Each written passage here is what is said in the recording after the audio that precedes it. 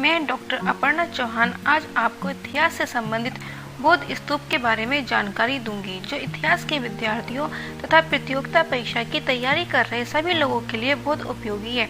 इसलिए आप वीडियो को अंत तक जरूर देखें। वीडियो शुरू करने से पहले मैं आपको बताना चाहूँगी कि हम आपके अपने YouTube चैनल EduRain के माध्यम से एक ही प्लेटफॉर्म पर विभिन्न विषयों की जानकारी एक साथ देते हैं। अतः हमारे चैनल EduRain को लाइक करें, सब्सक्राइब करें तथा अधिक से अधिक शेयर करें। तो आइए वीडियो शुरू करते हैं। बौद्ध स्तूप। स्तूप का शाब्दिक अर्थ है किसी वस्तु का ढेर, मिट्टी का चबूतरा तथा एक के ऊपर एक संचित पत्थरों का टीला। स्तूप का विकास संभवतः मिट्टी के ऐसे चबूतरे से हुआ जिसका निर्माण मृतक की चिता के ऊपर अथवा मृतक की चुनी हुई अस्थियों के रखने के लिए किया जाता था।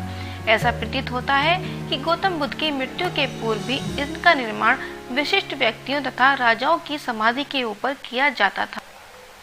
बौद्ध धर्म और स्तूप। बौद्ध परंपरा के अनुसार बुद्ध के निर्वाण के बाद उत्तर भारत के तत्कालीन शासकों और एक ब्राह्मण ने अवशिष्ट अस्थियों और भस्म आदि के 8 भाग किए तथा अपने अपने भाग के ऊपर प्रत्येक ने एक एक स्तूप का निर्माण कराया था।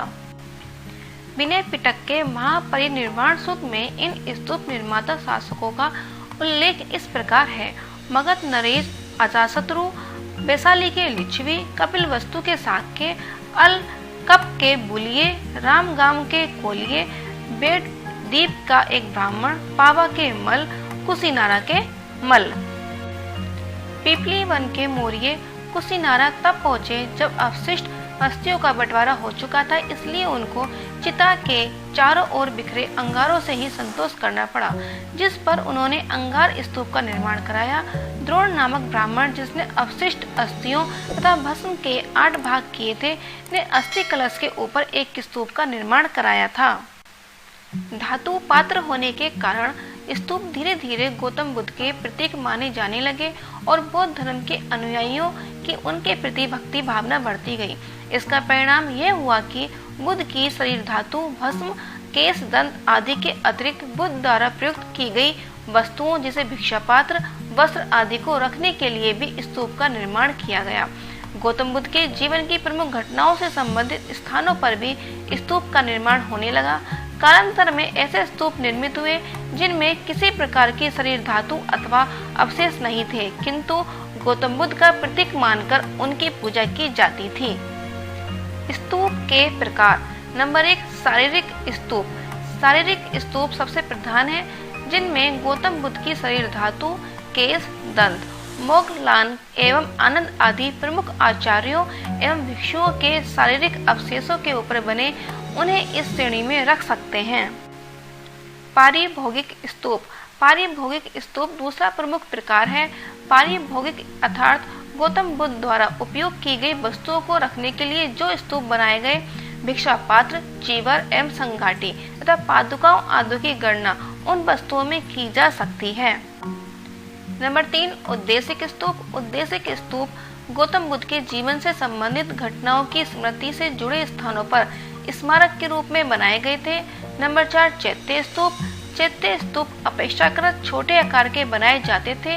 इस प्रकार के स्तूप बहुत बड़ी संख्या में प्रत्येक तीर्थ स्थान पर बौद्ध तीर्थ यात्रियों द्वारा समय समय पर बनवाए गए। आइए अब जानते हैं स्तूप के प्रमुख अंगों के बारे में। वेदिका। स्तूप के आधार के चारों ओर एक घेरा होता था, जिसको वेदिका कहते थे। इसका निर्माण प्रारंभ में स्तूप की रक्षा के उद्देश्य से किया गया होगा। प्रारंभिक बौद्ध स्तूपों में वेदिका अनिवार्य अंग थी। शुंग, सातवाहन और उसके बाद के कालों में स्तूपों में जो वेदिकाएं बनाई गईं, उनमें थोड़े थोड़े अंतराल पर स्तंभ खड़े किए जाते थे। 2 खड़े स्तंभों में 3 पड़ी सूचियां चूल काटकर बनाई जाती थी। स्तंभों के ऊपर जो गोलाकार पत्थर लगाया जाता था, उसको उसनीस कहते थे। वेदिका अलंकृत और अनलंकृत दोनों प्रकार की बनाई जाती थी। तोरण। स्तूप के चारों दिशाओं में 4 प्रवेश द्वार होते थे।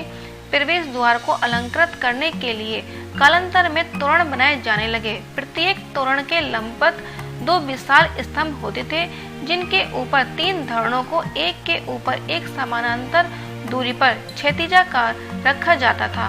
प्रत्येक 2 धरणियों के बीच में छोटे छोटे स्तंभ होते थे। धरणियों को अलंकृत करने के लिए बौद्ध जातक कथाओं का सहारा लिया जाता था। प्रदक्षिणा पथ, वेदिका और स्तूप के बीच में जो खाली स्थान होता था वह परिक्रमा करने का काम देता था, उसको प्रदक्षिणा पथ कहते थे।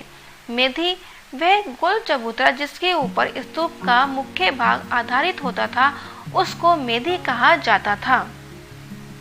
अंड, स्तूप का अर्धगोलाकार ठोस भाग अंड कहलाता था। यही स्तूप का प्रमुख भाग होता था। इसका निर्माण ईंट व पत्थर से किया जाता था।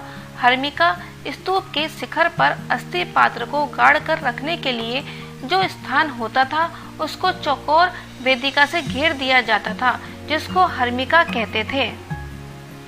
यष्टि और छत्र, हर्मिका के ऊपर यष्टि और छत्र बनाए जाते थे। यह छत्र धार्मिक चिन्ह था। छत्र को सहारा देने के लिए पत्थर का जो लंबा एवं पतला स्तंभ खड़ा किया जाता था उसको यष्टि कहते थे। प्राय एक ही यष्टि का निर्माण किया जाता था, किंतु कभी कभी एक से अधिक यष्टियों का भी निर्माण किया जाता था। छत्र जब एक से अधिक होते थे तो उनको छत्रावली कहा जाता था। स्तूप के शिखर पर बनी चौकोर वेदिका के ऊपर छत्र लगा रहता था। सोपान, स्तूप के ऊपर चढ़ने उतरने के लिए जो सीढ़ियां बनाई जाती थीं उनको सोपान कहते थे। अधिकांश प्राचीन स्तूप सुरक्षित रूप में विद्यमान हैं। उनके आधार पर प्रारंभिक स्तूप के स्वरूप का अनुमान लगाया जा सकता है। सांची के महास्तूप में उपयुक्त सभी विशेषताएं प्राय मिलती हैं। इतिहास विषय से संबंधित अधिक जानकारी के लिए आप हमारे ब्लॉग को भी देख सकते हैं, जिसका लिंक मैंने डिस्क्रिप्शन बॉक्स में दे दिया है।